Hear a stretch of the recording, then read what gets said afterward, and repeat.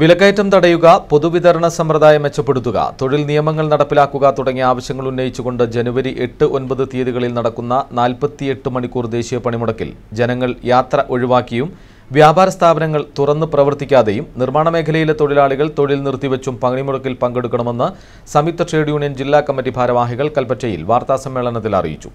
ജനുവരി 7-ന് എല്ലാ പ്രധാന കേന്ദ്രങ്ങളിലും തൊഴിലാളികളുടെ വമ്പിച്ച പ്രകടനം നടത്തുമെന്നും പന്തൽ കെട്ടി ധർണ സംഘടിപ്പിക്കുമെന്നും ഭാരവാഹികൾ അറിയിച്ചു. ഇന്ത്യയിലാകമാനം തൊഴിലാളികളുടെ സംഘടനകൾ BMS ഒഴികെയുള്ള ട്രേഡ് യൂണിയൻ സംഘടനകൾ 48 മണിക്കൂർ പണിമുടക്കിൻ്റെ വിജയിപ്പിക്കുന്നതിന് വേണ്ടി പ്രവർത്തനത്തിലാണ്. വയനാട് ജില്ലയിൽ ഇതിൻ്റെ പ്രകടനയാത്ര നടന്നു. താലൂക്ക് പഞ്ചായത്ത് അടിസ്ഥാനത്തിലുള്ള യോഗങ്ങൾ നടന്നു. ഇനി പണിമുടക്കിൻ്റെ വിജയത്തിന് വേണ്ടി ജനങ്ങളും കച്ചവടക്കാരും എല്ലാ ജനവിഭാഗങ്ങളും നിങ്ങൾ സഹകരിക്കുന്നതിന് വേണ്ടി അഭ്യർത്ഥിക്കുന്നതിന് വേണ്ടിയുള്ള ജാഥയാണ് നിങ്ങൾ സംഘടിപ്പിച്ചത്. ജാഥ ഇന്നലത്തോടെ അവസാനിച്ചു. ഇനി സംഘടനാപരമായിട്ടുള്ള പ്രവർത്തനം 7-ാം തീയതി എല്ലാ കേന്ദ്രങ്ങളിലും തൊഴിലാളികളുടെ വലിയ പ്രകടനം നടക്കും. 8-9 തീയതികളിൽ വയനാട് ജില്ലയിലെ പ്രധാനപ്പെട്ട കേന്ദ്രങ്ങളിൽ തൊഴിലാളികൾ രാവിലെ മുതൽ വൈകുന്നേരം വരെ 2 ദിവസം ഇരുന്നുകൊണ്ട് ധർണ നടത്താൻ വേണ്ടിയാണ് തീരുമാനിച്ചിട്ടുള്ളത്. കേന്ദ്ര സർക്കാരിന്റെ കോർപ്പറേറ്റ് പക്ഷ നയങ്ങൾ തിരുത്തുക, സംഘപരിവാർ ഫാസിസത്തിൽ നിന്ന് ഇന്ത്യയെ രക്ഷിക്കുക തുടങ്ങിയ മുദ്രാവാക്യങ്ങൾ ഉയർത്തി ജനുവരി 8-9 തീയതികളിൽ നടക്കുന്ന പണിമുടക്ക് വിജയിപ്പിക്കുമെന്ന് FITU ASET സംയുക്ത സമരസമിതി നേതാക്കൾ കൽപ്പറ്റയിൽ വാർത്താസമ്മേളനത്തിൽ അറിയിച്ചു. പണിമുടക്കിനോടനുബന്ധിച്ച് ജനുവരി 8-ന് FITU ASET സംയുക്ത സമരസമിതിയുടെ നേതൃത്വത്തിൽ കൽപ്പറ്റ BSNL ഓഫീസിന് മുന്നിൽ രാവിലെ 10 മണി മുതൽ 4 മണി വരെ പകൽ സമരം സംഘടിപ്പിക്കുമെന്നും നേതാക്കൾ അറിയിച്ചു. കേന്ദ്ര സർക്കാരിൻ്റെ കോർപ്പറേറ്റ് പക്ഷ നയങ്ങൾ തിരുത്തുക, സംഘപരിവാർ ഫാസിസത്തിൽ നിന്ന് ഇന്ത്യയെ രക്ഷിക്കുക തുടങ്ങിയ മുദ്രാവാക്യങ്ങൾ ഉയർത്തി ഈ ജനുവരി 8-9 തീയതികളിൽ രാജ്യവ്യാപകമായി നടക്കുന്ന ആ പണിമുടക്ക് വിജയിപ്പിക്കുവാനുള്ള ആഹ്വാനവുമായിട്ടാണ് FITU federation of Indian trade union, അതുപോലെ തന്നെ സർവീസ് സംഘടനയായ അസറ്റ് എന്നിവടങ്ങുന്ന സംയുക്ത സമരസമിതി രംഗത്തിറങ്ങുകയാണ്. നമുക്കറിയാം, നമ്മുടെ രാജ്യം വലിയൊരു പ്രതിസന്ധിയിലൂടെയാണ് കടന്നുപോയിക്കൊണ്ടിരിക്കുന്നത്. ഇന്നത്തെ നമ്മുടെ പത്രമാധ്യമങ്ങൾ നമ്മളെ അറിയിച്ചിരിക്കുന്നത് കഴിഞ്ഞ 1 വർഷം മാത്രം രാജ്യത്ത് 1 കോടിയിലധികം തൊഴിൽ നഷ്ടമുണ്ടായി എന്നാണ്. നമ്മുടെ സർക്കാർ നമ്മെ പറഞ്ഞ് വിശ്വസിപ്പിക്കാൻ ശ്രമിച്ചത് പുതിയ നരേന്ദ്രമോദി സർക്കാർ അധികാരത്തിൽ വരുന്നതോടുകൂടി കൂടുതൽ തൊഴിലവസരങ്ങളുണ്ടാവും എന്നതാണ്. വിശ്വാസത്തിന്റെ പേര് പറഞ്ഞ് കേരളത്തെ കലാപഭൂമിയാക്കാനുള്ള ശ്രമങ്ങളാണ് ഇപ്പോൾ നടക്കുന്നതെന്ന് CPI-ML റെഡ് ഫ്ലാഗ് സംസ്ഥാന സെക്രട്ടറി PC ഉണ്ണിച്ചക്കൻ. CPI-ML ജില്ലാ കമ്മിറ്റി മാനന്തവാടിയിൽ സംഘടിപ്പിച്ച പൊതുയോഗം ഉദ്ഘാടനം ചെയ്ത് സംസാരിക്കുകയായിരുന്നു അദ്ദേഹം. ശബരിമല സുപ്രീം കോടതി വിധി വന്നപ്പോൾ സർവാത്മന സ്വാഗതം ചെയ്ത RSS, BJP, കോൺഗ്രസ് എന്നിവർ ഇപ്പോൾ ഇതെല്ലാം തള്ളിപ്പറയുകയാണ്. 2019 പാർലമെന്റ് തെരഞ്ഞെടുപ്പ് ലക്ഷ്യം വെച്ച് ഉത്തരേന്ത്യയിൽ രാമക്ഷേത്രവും ദക്ഷിണേന്ത്യയിൽ ശബരിമലയും രാഷ്ട്രീയ ആയുധമാക്കാനാണ് ഇവർ ശ്രമിക്കുന്നത്. ഇത്തരക്കാരെ ഇടതുപക്ഷ പുരോഗമന മതേതര ജനാധിപത്യ കേരളം ചെറുത്തു തോൽപ്പിക്കണമെന്നും അദ്ദേഹം പറഞ്ഞു. കുന്നേൽ കൃഷ്ണൻ അധ്യക്ഷനായിരുന്നു. AN Salim Kumar, TV Vijayan, KN Mohanan എന്നിവർ സംസാരിച്ചു.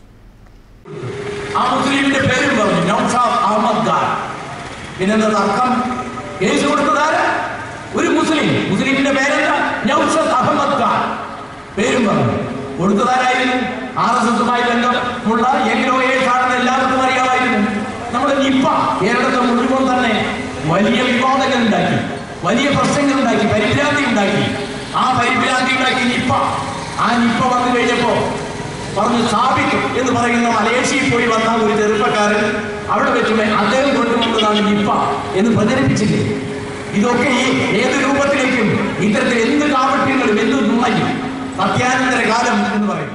ഭൂസമരസമിതിയുടെ നേതൃത്വത്തിൽ ഭൂരഹിതരുടെ അവകാശ പ്രഖ്യാപന സമ്മേളനവും കൺവെൻഷനും ബത്തേരി മുനിസിപ്പൽ ഹാളിൽ വെച്ച് നടന്നു. തോട്ടം കുത്തകകൾ കൈയടക്കിയ 5.25 ലക്ഷം ഏക്കർ ഭൂമി തിരിച്ചുപിടിക്കാൻ സർക്കാർ ഉടൻ നിയമനിർമ്മാണം നടത്തുക, തോട്ടം തൊഴിലാളികൾക്കും ഭൂരഹിതരായ ദലിത്, ആദിവാസി, കർഷക തൊഴിലാളി ജനവിഭാഗങ്ങൾക്കും കൃഷിഭൂമി വിതരണം ചെയ്യുക തുടങ്ങിയ ആവശ്യങ്ങൾ ഉന്നയിച്ചുകൊണ്ട് ഭൂസമരസമിതിയുടെ നേതൃത്വത്തിൽ ഭൂരഹിതരുടെ അവകാശ പ്രഖ്യാപന സമ്മേളനവും കൺവെൻഷനും ബത്തേരി മുനിസിപ്പൽ ഹാളിൽ വെച്ച് നടന്നു. അവകാശ പ്രഖ്യാപനത്തിന്റെ ഉദ്ഘാടനം CPI-ML red star polit bureau member PJ James നിർവഹിച്ചു. PT പ്രേമാനന്ദൻ അധ്യക്ഷനായിരുന്നു.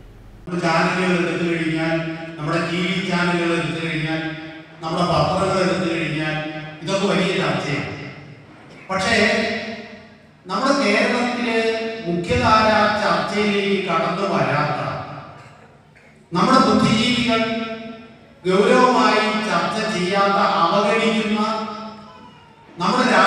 പാർട്ടികൾ ഏത് പാർട്ടിയായാലും അവഗണിക്കുന്ന നമ്മുടെ മുഖ്യധാരയിലുള്ള ഏത് പാർട്ടിയായാലും അവഗണിക്കുന്ന ഒരു പ്രശ്നമാണ് ഈ ഭൂമിയുടെ പ്രശ്നം. അത് ആരും ചർച്ചയ്ക്കെടുക്കുന്നില്ല. നമ്മുടെ ചാനൽ ചർച്ചകളിൽ ഇത്തരം ഒരു വിഷയം കടന്നു വരാതിരിക്കാൻ വളരെ ആസൂത്രിതമായ ശ്രമവും നടന്നുകൊണ്ടിരിക്കുകയാണ്. ലോക്സഭാ തെരഞ്ഞെടുപ്പ് അടുത്ത സാഹചര്യത്തിൽ വയനാട് ലോക്സഭാ മണ്ഡലത്തിലെ സ്ഥാനാർത്ഥിയെക്കുറിച്ചുള്ള ചർച്ച സജീവമായി. വയനാട് ലോക്സഭാ മണ്ഡലത്തിൽ നിന്നുള്ള നേതാവ് സ്ഥാനാർത്ഥിയാകണമെന്നാണ് ഭൂരിപക്ഷം കോൺഗ്രസുകാരുടെയും ആഗ്രഹം. കഴിഞ്ഞ ദിവസം നടന്ന കോൺഗ്രസ് ലീഡേഴ്സ് മീറ്റിനെത്തിയ AICC ജനറൽ സെക്രട്ടറി മുകുൾ വാസനിക്ക് മുമ്പാകെ ഈ ആവശ്യം ജില്ലയിലെ ഭൂരിഭാഗം നേതാക്കളും ഉന്നയിച്ചു കഴിഞ്ഞു. ഇത്തവണ വയനാട് ലോക്സഭാ മണ്ഡലത്തിൽ നിന്നുള്ള സ്ഥാനാർത്ഥി ജില്ലയിൽ നിന്നാകണമെന്ന ജില്ലയിലെ ഭൂരിപക്ഷം കോൺഗ്രസുകാർക്കുമുള്ളത്. മണ്ഡലത്തിന്റെ വികസനത്തിന് ഇത് കൂടുതൽ ഉണർവാകുമെന്നാണ് പൊതു അഭിപ്രായം. നിലവിൽ വയനാട് മണ്ഡലത്തിൽ ഇതര ജില്ലകളിൽ നിന്നുള്ള നിരവധി നേതാക്കളാണ് നോട്ടമിട്ടിരിക്കുന്നത്. UDFന്റെ ഉറച്ച മണ്ഡലമാണെന്ന നിഗമനമാണ് ഇതിനു പിന്നിൽ. മണ്ഡലം രൂപീകരിച്ചതിനു ശേഷം നടന്ന 2 തെരഞ്ഞെടുപ്പുകളിലും MI ഷാനവാസാണ് വിജയിച്ചത്. 2009 തെരഞ്ഞെടുപ്പിൽ 1,53,439 വോട്ടിന്റെ റെക്കോർഡ് ഭൂരിപക്ഷത്തിലാണ് ഷാനവാസിന്റെ വിജയം. 2014 തെരഞ്ഞെടുപ്പിൽ 20,870 വോട്ടായിരുന്നു ഭൂരിപക്ഷം. CPIയിലെ സത്യൻ മൊഗേരിയായിരുന്നു തൊട്ടടുത്ത എതിരാളി. സംഘടനയുടെ കെട്ടുറപ്പില്ലായ്മയും ഗ്രൂപ്പ് പോരും ഭൂരിപക്ഷം കുറയാൻ കാരണമായെന്നാണ് കോൺഗ്രസുകാർ തന്നെ പറയുന്നത്. പുറമേ നിന്നുള്ള ആളെ വയനാട് മണ്ഡലത്തിൽ സ്ഥാനാർത്ഥിയാക്കുന്നത് മണ്ഡലത്തിൽ കോൺഗ്രസിന്റെ വിജയസാധ്യതയെ ബാധിക്കുമെന്ന് അഭിപ്രായപ്പെടുന്നവരും പ്രവർത്തകർക്കിടയിലുണ്ട്. KC Venugopal, MM Hasan, T Siddique, Shanimol Usman തുടങ്ങിയ പേരുകളാണ് പുറത്തുനിന്നും വയനാട് മണ്ഡലത്തിലേക്ക് പറഞ്ഞു കേൾക്കുന്നത്. ജില്ലയിൽ നിന്നും KC Rosakutty teacher, KK Abraham, KL പൗലോസ് എന്നിവരുടെ പേരും ഉയർന്നു വരുന്നുണ്ട്. ഇതിൽ AICC അംഗവും KPCC സെക്രട്ടറിയും ബത്തേരി മുൻ MLAയും സംസ്ഥാന വനിതാ കമ്മീഷൻ മുൻ ചെയർപേഴ്സണുമായ റോസക്കുട്ടി ടീച്ചർക്കാണ് കൂടുതൽ സാധ്യത കൽപ്പിക്കുന്നത്. വയനാട്ടിലെ ബത്തേരി, മാനന്തവാടി, കൽപ്പറ്റ, മലപ്പുറം ജില്ലയിലെ ഏറനാട്, നിലമ്പൂർ, വണ്ടൂർ, കോഴിക്കോട് ജില്ലയിലെ തിരുവമ്പാടി എന്നീ നിയോജക മണ്ഡലങ്ങൾ അടങ്ങുന്നതാണ് വയനാട് ലോക്സഭാ മണ്ഡലം. 2016 നിയമസഭാ തെരഞ്ഞെടുപ്പിൽ ബത്തേരി, ഏറനാട്, വണ്ടൂർ നിയോജക മണ്ഡലങ്ങളിൽ UDFും കൽപ്പറ്റ, മാനന്തവാടി, തിരുവമ്പാടി, നിലമ്പൂർ മണ്ഡലങ്ങളിൽ LDFുമാണ് വിജയിച്ചത്. ഏതായാലും ഇത്തവണത്തെ സ്ഥാനാർത്ഥി നിർണയം താഴെത്തട്ടിലുള്ള പ്രവർത്തകരുടെ പൊതുവികാരം മാനിച്ചുകൂടിയായിരിക്കുമെന്നാണ് AICC വക്താവ് മുകുൾ വാസനിക് അറിയിച്ചത്. അനുബോർഗീസ്, വയനാട് വിഷൻ, കൽപ്പറ്റ. കൽപ്പറ്റ പഴയ ബസ് സ്റ്റാൻഡിന് സമീപത്തെ കെട്ടിടത്തിന്റെ ചവിട്ടുപടിയിൽ നിന്നും താഴെ വീണ് മരിച്ച നിലയിൽ മധ്യവയസ്കന്റെ മൃതദേഹം കണ്ടെത്തി. മുൻ veterinary life stock inspector Munderi Pulikkottil ബാബുവാണ് മരിച്ചത്. 54 വയസ്സായിരുന്നു. ഇന്ന് രാവിലെയാണ് മൃതദേഹം കണ്ടെത്തിയത്. പടവുകൾക്ക് താഴെ ഓവുചാലിനോട് ചേർന്ന് തലയിടിച്ചു വീണ നിലയിലായിരുന്നു മൃതദേഹം. കൽപ്പറ്റ പോലീസ് സ്ഥലത്തെത്തി തുടർ നടപടികൾ സ്വീകരിച്ചു. വടക്കനാട് കൊമ്പൻ വീണ്ടും കൃഷിയിടത്തിൽ. കർഷകർ ഭീതിയിൽ. കഴിഞ്ഞ ദിവസം സ്ഥിതിഗതികൾ വിലയിരുത്താൻ CCF എത്തിയെങ്കിലും കുങ്കിയാനകളില്ലാത്തതിനാൽ ആനയെ പിടികൂടാൻ സമയമെടുക്കുമെന്നതിനാൽ ജനങ്ങൾ രോഷാകുലരാണ്. ആനയെ ഉടൻ പിടികൂടണമെന്നാണ് കർഷകരുടെ ആവശ്യം.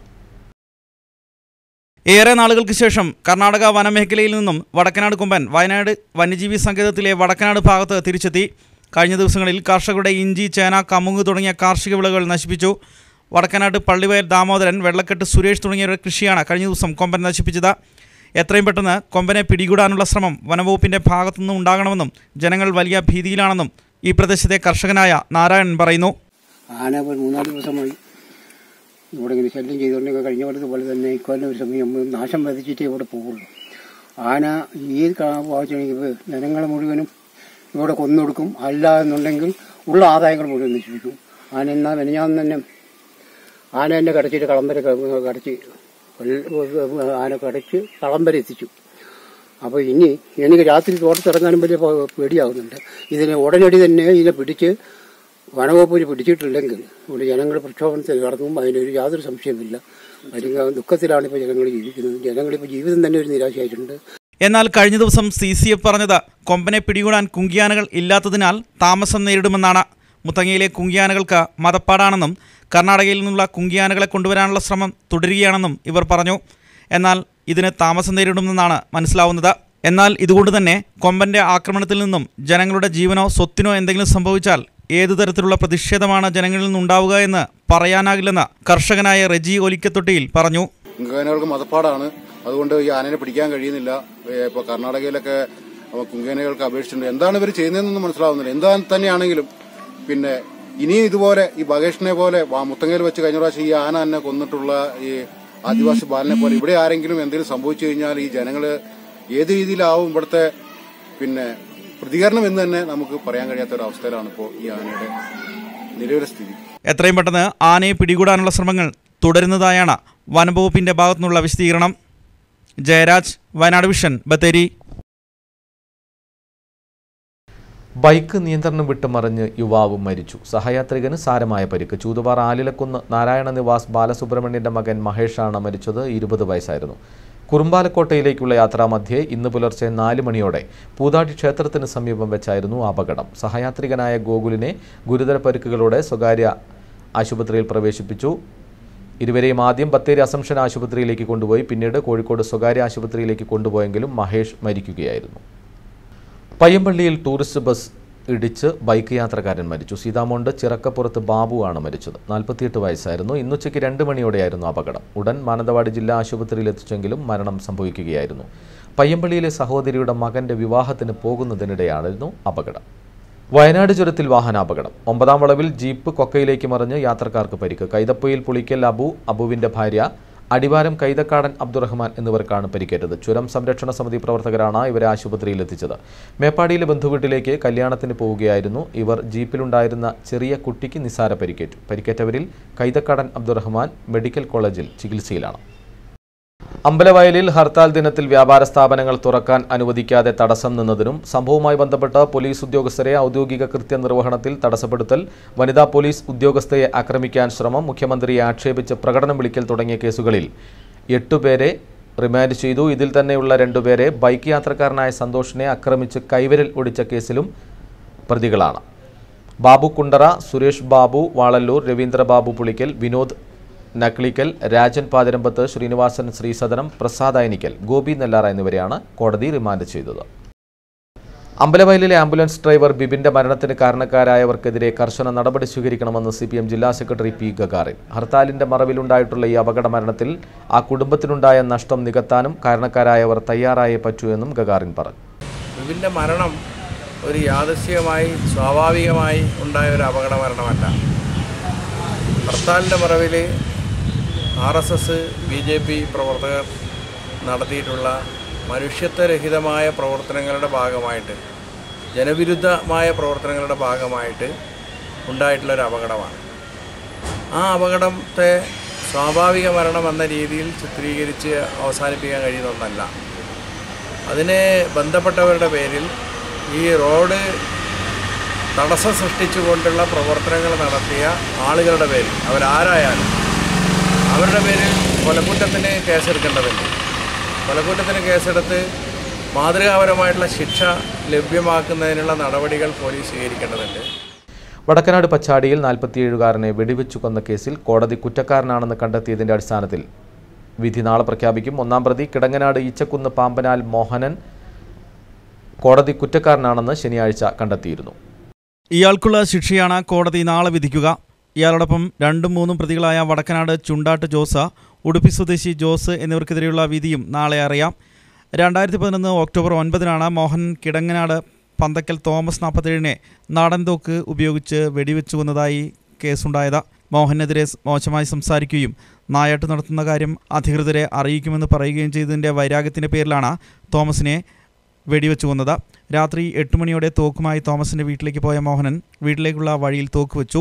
തുടർന്ന് വീട്ടിലെത്തി തോമസിനെ പ്രകോപിപ്പിച്ച് പുറത്തിറക്കുകയും മോഹനെ പിടികൂടുന്നതിനായി പുറകെത്തിയ തോമസിനെ വഴിയിൽ വെച്ച് തോക്കുകൊണ്ട് വെടിവെക്കുകയുമായിരുന്നു. തുടർന്ന് പുലർച്ചെയോടെ മോഹനെ പോലീസ് പിടികൂടി. കേസ് സംബന്ധിച്ചുള്ള കുറ്റപത്രം 2014 ജൂലൈ 30-ന് കോടതിയിൽ പോലീസ് സമർപ്പിച്ചു. അന്നത്തെ ബത്തേരി CI ആയിരുന്ന ലതീഷാണ് കുറ്റപത്രം സമർപ്പിച്ചത്. വയനാട് വിഷൻ, ബത്തേരി. ജില്ലയിൽ തണുപ്പ് കാലം വന്നതോടെ വടക്കേ വയനാട് ഉൾപ്പെടെയുള്ള പ്രദേശങ്ങളിൽ ഇത് ഓറഞ്ചിന്റെ കാലമാണ്. കീടനാശിനികൾ കലരാത്ത ഓറഞ്ചിന് വിനോദസഞ്ചാരികൾക്കിടയിലും ആവശ്യക്കാർ ഏറെയാണ്.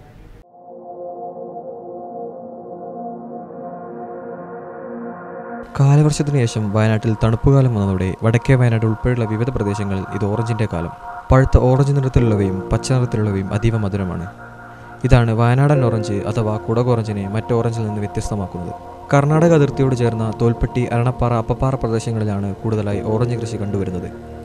കാപ്പി, കുരുമുളക് തുടങ്ങിയ സ്ഥിരം കൃഷിക്ക് പുറമെ ഒരു ഇടവിള കൃഷി എന്ന രീതിയിലാണ് കർഷകർ ഓറഞ്ച് കൃഷി ചെയ്തു വരുന്നത്. വയനാടൻ ഓറഞ്ചിന് വിനോദസഞ്ചാരികൾക്കിടയിൽ ആവശ്യക്കാർ ഏറെയാണ്. കഴിഞ്ഞ കനത്ത കാലവർഷം ഓറഞ്ച് വിളവെടുപ്പിനെ സാരമായി ബാധിച്ചിട്ടുണ്ട് എന്ന് കർഷകർ പറയുന്നു. എങ്കിലും വിളവെടുപ്പിൻ്റെ ഈ മധുരകാലം അല്പകാലം കൂടി തുടരും. മുതൽ പറിക്കാൻ തുടങ്ങും. ചെറിയ സാധനങ്ങൾ അന്നേരം തന്നെ ഭയങ്കര പുളിയായിരിക്കും. പിന്നെ ഇത് ശരിക്കും മധുരം വരുന്നത് കിട്ടണമെങ്കിൽ ഡിസംബർ മാസമാകണം. ഫെബ്രുവരി മാസമാകുമ്പോഴത്തേനും പറിച്ച് കഴിയുന്നത്. പിന്നെ ഇത് എല്ലാവരും വാങ്ങിക്കാൻ കാരണം ഇതിൽ ഒരു കാർബൈഡോ മറ്റുള്ള സാധനങ്ങളോ മരുന്നോ ഒന്നുമില്ല, വിഷാംശങ്ങളൊന്നും ഇല്ലാത്തതുകൊണ്ട് ഏത് അസുഖമുള്ളവർക്കും ധൈര്യത്തിൽ വാങ്ങി കഴിക്കാവുന്ന ഒരു ഓറഞ്ചാണ് വയനാട് ഓറഞ്ച്. വിഷ്ണു സ്വരൂപ്, വയനാട് വിഷൻ, കാട്ടിക്കുളം. മൂപ്പൈനാട് അരപ്പറ്റ പ്രവാസി വെൽഫെയർ അസോസിയേഷൻ രൂപീകരണ കൺവെൻഷൻ താഴെ അരപ്പറ്റ മദ്രസ ഹാളിൽ നടന്നു. ഗ്രാമപഞ്ചായത്ത് പ്രസിഡന്റ് ആർ യമൻ ഉദ്ഘാടനം ചെയ്തു. ബ്ലോക്ക് പഞ്ചായത്ത് അംഗം വിജയകുമാരി അംഗത്വ വിതരണ ഉദ്ഘാടനം നിർവഹിച്ചു. MV ഹംസ അധ്യക്ഷനായിരുന്നു. യാഹിയ ഖാൻ തലയ്ക്കൽ മുഖ്യപ്രഭാഷണം നടത്തി. യശോദ ഗോപാലകൃഷ്ണൻ, സംഗീത രാമകൃഷ്ണൻ, വി അബ്ദുൽ സലാം എന്നിവർ സംസാരിച്ചു. തിരക്കേറിയ വെള്ളമുണ്ട 84 ടൗണിൽ അനധികൃത പാർക്കിംഗ്. കാൽനടയാത്രക്കാർക്കും ഓട്ടോ തൊഴിലാളികൾക്കും വ്യാപാരികൾക്കും ഒരുപോലെ ദുരിതമാവുകയാണ്. അനധികൃത പാർക്കിങ്ങിനെതിരെ കർശന നടപടിയെടുക്കണമെന്ന ആവശ്യം ശക്തമാണ്. വെള്ളമുണ്ട പഞ്ചായത്തിലെ വളരെ തിരക്കേറിയ ടൗണുകളിലൊന്നായ വെള്ളമുണ്ട സിറ്റിയിലാണ് അനധികൃത പാർക്കിംഗ് ബുദ്ധിമുട്ട് സൃഷ്ടിക്കുന്നത്. വാഹനങ്ങൾ തലങ്ങും വിലങ്ങും പാർക്ക് ചെയ്യുന്നതാണ് ഇതിന് പ്രധാന കാരണം. നോ പാർക്കിംഗ് ഏരിയയിൽ പാർക്ക് ചെയ്യുന്നതും ഇവിടെ നിത്യ സംഭവമാണ്. Government model higher secondary school, UP school, വിവിധ കോളേജുകളിലും മറ്റുമായി ആയിരക്കണക്കിന് വിദ്യാർത്ഥികളാണ് നിത്യേന ടൗണിലെത്തുന്നത്. വാഹനങ്ങൾ ഫുട്പാത്തിൽ പോലും പാർക്ക് ചെയ്യുന്നത് ഇവർക്ക് ബുദ്ധിമുട്ടാണ് സൃഷ്ടിക്കുന്നത്. പഞ്ചായത്തിലെ ആസ്ഥാനമായ ഈ ടൗണിൽ 100-ന് മുകളിൽ ഓട്ടോറിക്ഷകൾ സർവീസ് നടത്തുന്നുണ്ട്. ചില സമയങ്ങളിൽ ഓട്ടോ സ്റ്റാൻഡിൽ വരെ വാഹനങ്ങൾ പാർക്ക് ചെയ്യുന്നു. അനധികൃതമായ ഈ പാർക്കിംഗ് ഓട്ടോറിക്ഷ തൊഴിലാളികൾക്കും വ്യാപാരികൾക്കും ഒരുപോലെ ബുദ്ധിമുട്ടുണ്ടാക്കുകയാണ്.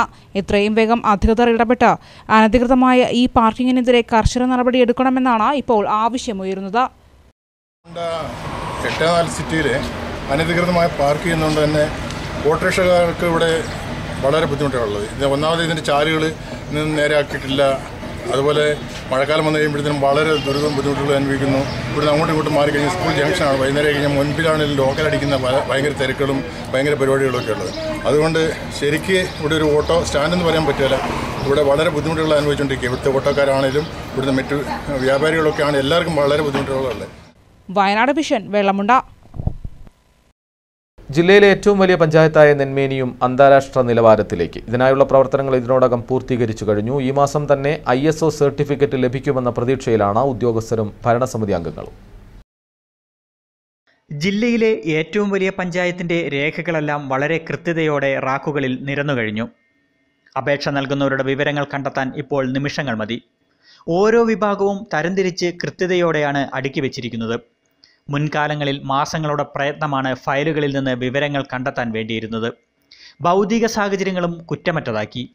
ഏറ്റവും വിസ്തൃതമായ പഞ്ചായത്തായതിനാൽ തന്നെ ഏറ്റവും ശ്രമകരമായിരുന്നു ഫയലുകൾ ക്രമീകരിക്കുക എന്നത്. ഈ വെല്ലുവിളികളെല്ലാം അതിജീവിച്ച് നെന്മേനിയും അന്താരാഷ്ട്ര നിലവാരത്തോടെ സേവനം നൽകുന്ന സ്ഥാപനമാകും. കിലയുടെ നേതൃത്വത്തിലുള്ള സംഘം പഞ്ചായത്തിൻ്റെ പ്രവർത്തനങ്ങളും ഭൗതിക സാഹചര്യങ്ങളും വിലയിരുത്തും.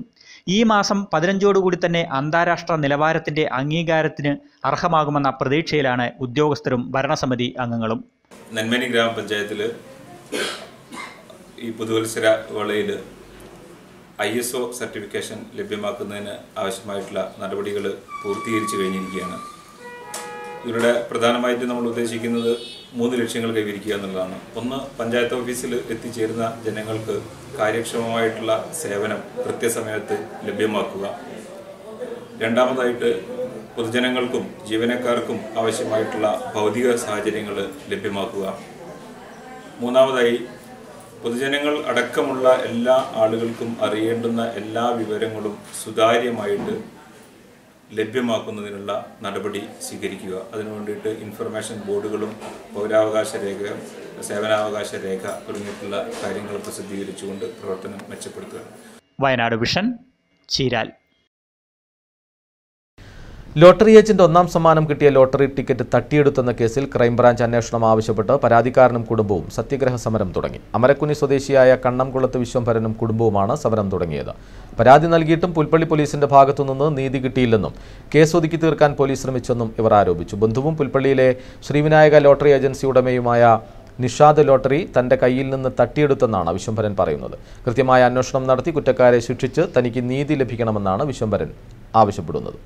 2018 ആഗസ്റ്റ് മാസം 30-ാം തീയതി പുൽപ്പള്ളി ശ്രീവിനായകിൽ നിന്ന് ഡിസംബറിൽ എടുത്ത കാരുണ്യ പ്ലസ് ലോട്ടറി ടിക്കറ്റ് ആ കടയിലെ ഓണറും ഡിസംബറിൽ ബന്ധുവും കൂടെ കൂടി ബലാത്കാരമായി ഡിസംബറിൽ പിടിച്ചുകൊണ്ട് പോവുകയും ആ ടിക്കറ്റ് പുൽപ്പള്ളിയിൽ ഹാജരാക്കാതെ അല്ലെ വയനാട് ജില്ലാ ട്രഷറിയിൽ ഹാജരാക്കാതെ തിരുവനന്തപുരത്ത് ലോട്ടറി ഓഫീസിൽ നേരിട്ട് ഹാജരാക്കുകയും ആ കടയിൽ നിന്ന് ലോട്ടറി എടുക്കാത്ത വിൽസൺ മൂലക്കാട്ട് എന്നൊരാൾ അവിടെ ടിക്കറ്റ് ഹാജരാക്കുകയും ചെയ്യുന്ന അവസ്ഥയുണ്ടായി. ഇതിന്മേൽ പുൽപ്പള്ളി പോലീസിൽ നിരവധി തവണ പരാതി കൊടുത്തിട്ടും നാളിതുവരെ യാതൊരുവിധ പരാതികൾ സ്വീകരിക്കുകയോ അതിന്മേൽ സത്യസന്ധമായ അന്വേഷണം ബോധ്യപ്പെടാത്ത സാഹചര്യത്തിൽ നിരന്തരമായ സത്യാഗ്രഹ സമരത്തിലേക്ക് ഡിസംബർ ജനന കുടുംബവും നാട്ടുകാരും കർമ്മസമിതിയും ചേർന്ന് നിരന്തരമായ സമരപരിപാടികളിലേക്ക് ഇന്ന് പുൽപ്പള്ളി ടൗണിൽ തുടങ്ങിയിരിക്കുകയാണ്. 60-ാം വയസ്സിലും മനസ്സുമടുക്കാതെ തന്റെ ഇഷ്ടമൃഗങ്ങളോടൊപ്പം ചെലവഴിക്കുകയാണ് പൊഴുതനാച്ചൂരിലെ ക്ഷീരകർഷകനായ റസാഖ്. 6-ാം വയസ്സിൽ തുടങ്ങിയതാണ് ഇദ്ദേഹത്തിന്റെ മൃഗപരിപാലനം. നഷ്ടങ്ങൾ സംഭവിച്ചിട്ടും ഇദ്ദേഹത്തിന്റെ കഠിനാധ്വാനം നഷ്ടങ്ങളെ തോൽപ്പിക്കുകയായിരുന്നു. പൊഴുതന പഞ്ചായത്ത് അച്ചൂരിൽ താമസക്കാരനായ 60-കാരനായ ഇല്ലത്തുവളപ്പിൽ റസാഖാണ് കഴിഞ്ഞ 50 വർഷത്തിൽ പരമായി തുടർച്ചയായി കന്നുകാലികളെ വളർത്തി ഉപജീവനം നയിക്കുന്നത്. തൻ്റെ 6-ാം വയസ്സിൽ വിദ്യാഭ്യാസം നിർത്തി കാലിക്കച്ചവടത്തിന് ഇറങ്ങിയതാണ് ഇയാൾ.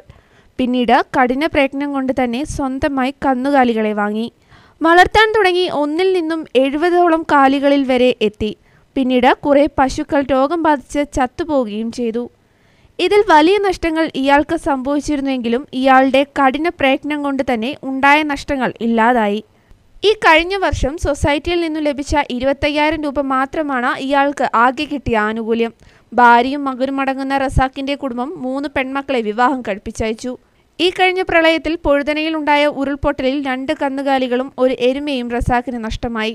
ഇതിൽ 2 ലക്ഷത്തോളം നഷ്ടം സംഭവിച്ചിട്ടും നഷ്ടപരിഹാരമായി പഞ്ചായത്തിൽ നിന്നും 30,000 രൂപ മാത്രം നൽകാമെന്നാണ് പഞ്ചായത്തിൽ നിന്നും പറഞ്ഞത്.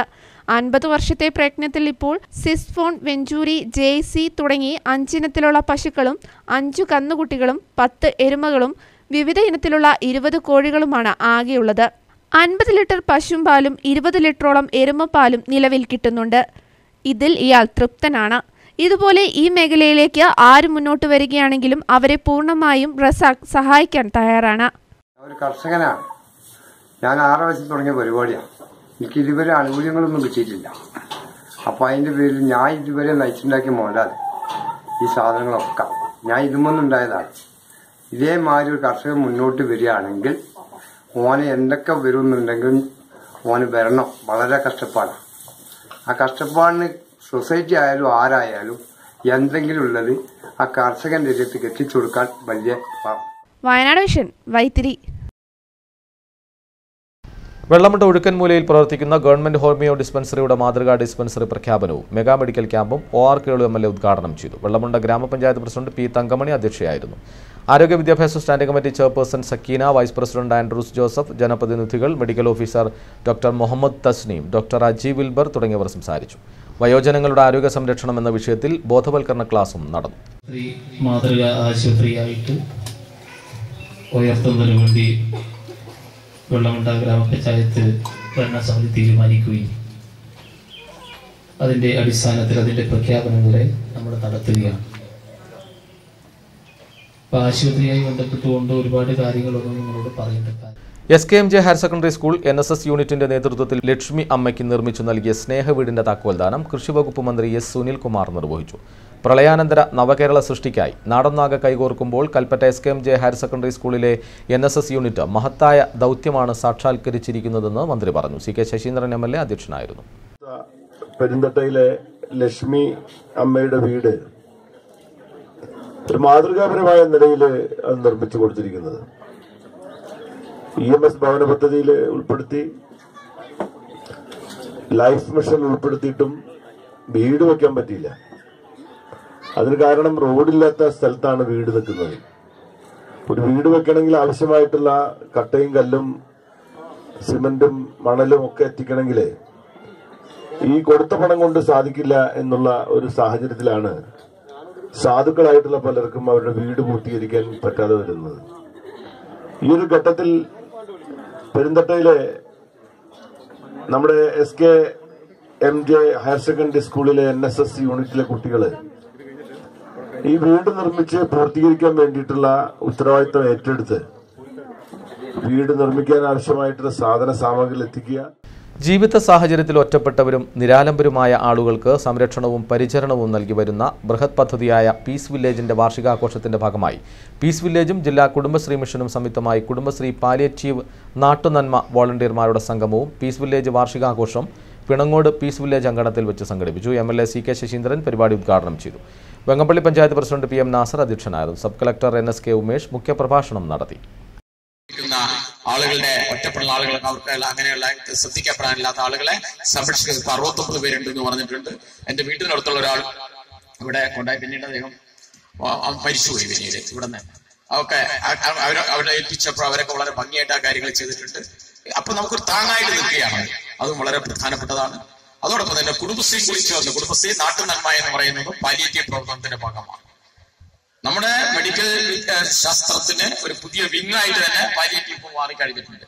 നേരത്തെ ആണെങ്കിൽ ഡോക്ടർമാരെ പറയും ഇത് രക്ഷയില്ല, വീട്ടിൽ കൊണ്ടുപോയിക്കുന്നു, പിന്നെ നോക്കാൻ ആരും ഉണ്ടാവില്ല. ഇപ്പൊ അതല്ല, വീട്ടിൽ കൊണ്ടുപോയാലും നോക്കാനുള്ള സംവിധാനം പാലിയേറ്റീവിലുണ്ട്. അവരവസാനം വരെ ശ്രദ്ധിക്കും. മുൻ ജില്ലാ പഞ്ചായത്ത് പ്രസിഡന്റ് ടി ഉഷാകുമാരിക്ക് ബൈക്കിൽ നിന്ന് തെറിച്ചു വീണ് പരിക്ക്. മകനോടൊപ്പം ബൈക്കിൽ യാത്ര ചെയ്യുമ്പോൾ പനമരത്ത് വെച്ച് ഉച്ചയ്ക്ക് 2 മണിയോടെയാണ് അപകടം സംഭവിച്ചത്. തുടർന്ന് കൽപ്പറ്റയിലെ സ്വകാര്യ ആശുപത്രിയിലും വിദഗ്ധ പരിശോധനയ്ക്ക് പിന്നീട് കോഴിക്കോട്ടെ സ്വകാര്യ ആശുപത്രിയിലേക്ക് കൊണ്ടുപോയി. പരിക്ക് ഗുരുതരമല്ല.